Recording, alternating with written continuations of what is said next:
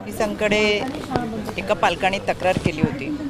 या तक्रारीमध्ये या शाळेने खरं तर मासिक पाळीच्या दरम्यान मुली वयात येत असताना त्यांच्यामध्ये अनेक मानसिक शारीरिक बदल होत असतात आणि या बदलांना सामोरं जात असताना ते अतिशय संवेदनशीलरित्या आपल्या भावना व्यक्त करत असतात। या सगळ्या दिवसांमध्ये तिला समजून घेणं हे फार गरजेचं असतं।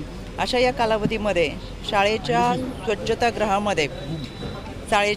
स्वच्छतागृहामध्ये काही मासिक पाळीच्या दरम्यान जे रक्तस्राव होतो त्याचे काही डाग हे दिसून आल्यानंतर तिथं असलेल्या सफाईदार महिलेने ही गोष्ट मुख्याध्यापिकेला सांगितली।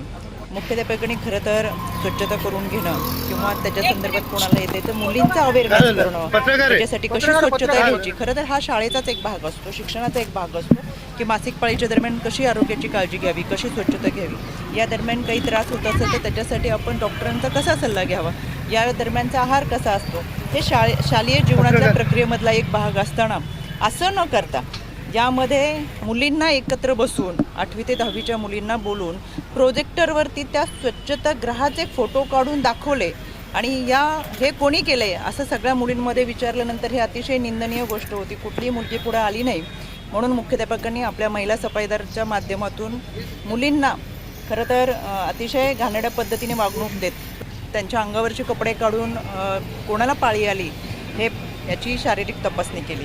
खरं तर अशा पद्धतीने शारीरिक तपासणी करणं अतिशय आक्षेपार्ह आहे, निंदनीय आहे, संतापजनक आहे। या संदर्भात कालच पोक्सो अंतर्गत 8 जणांवरती गुन्हा दाखल झालेला आहे। याच्यामध्ये मुख्याध्यापक असतील, 4 शिक्षिका असतील, एक कर्मचारी महिला आहे आणि विश्वस्त अशा 8 जणांवरती गुन्हा दाखल झालेला आहे। 8 पैकी 5 जणांना 15 तारखेपर्यंतची रिमांड मिळालेली, अटक करण्यात आलेला आहे। 15 तारखेपर्यंत त्यांचा तपास केला जाईल। त्याचबरोबर यामध्ये आमचे शिक्षण विभागाचे अधिकारी या ठिकाणी उपस्थित आहेत। कालपासून ते सर्वजण या प्रक्रियेमध्ये होते। आमचे गट शिक्षणाधिकारी पंचायत समिती यांनी देखील शाळेची तपासणी केली। याच्यामध्ये कुठेही सखी सावित्री कमिटी स्थापित करण्यात आलेली नाही। याच्यामध्ये शिक्षक पालक संघटनेच्या माध्यमातून होणाऱ्या बैठका कुठेही घेण्यात आलेल्या नाहीत। त्याचबरोबर खऱ्या अर्थानं जे तक्रार निवारण समिती म्हणजे सातत्याने आम्ही ज्या गोष्टीवर भर देतो असतो की प्रत्येक 10पेक्षा जास्त सदस्य संख्या जिथं आहे तिथं IC कमिटी असणं गरजेचं आहे, तर या शाळेमध्ये कोणतीही IC कमिटी नव्हती।